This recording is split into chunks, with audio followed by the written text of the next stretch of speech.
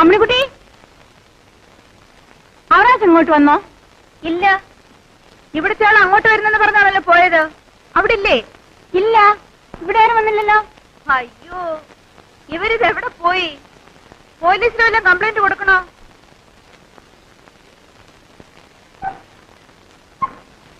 ഞങ്ങൾ രണ്ടുപേരെയും വെട്ടിച്ചിട്ട് ഇവര് പിന്നെ ഇത് എവിടെ പോയി?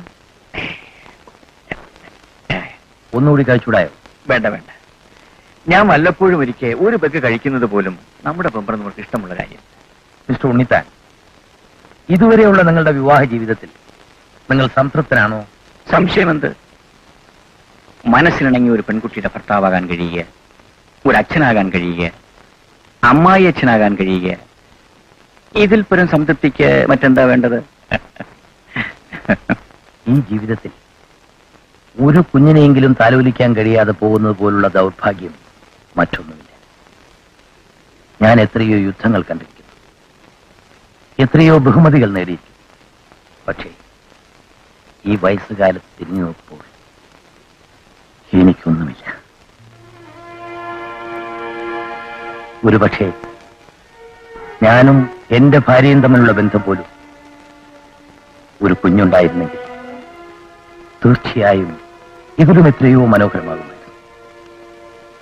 പക്ഷേ ഒന്നുണ്ട് മിസ്റ്റർ ഉണ്ണിത്താൻ,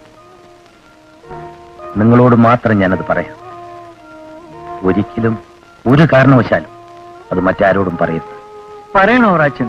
ഞാൻ ആരോട് പോയി പറയാനാ?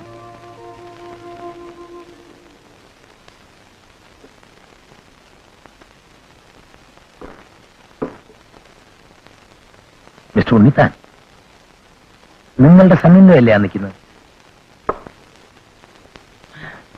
അവറാച്ച, നമുക്ക് പുറത്തേക്ക് പോകാം. കണ്ടു കഴിഞ്ഞാൽ മോശമല്ലേ? നമുക്ക് കുറച്ചു പുറത്തു പോയി നിൽക്കാം. താഴെ വെച്ചേക്കും.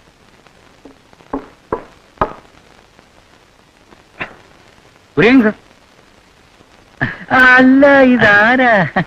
ഇത് lieutenant colonel retired Avarachan. Retired lieutenant colonel Avarachan. എനിക്കറിയാം, കണ്ടിട്ടുണ്ട്.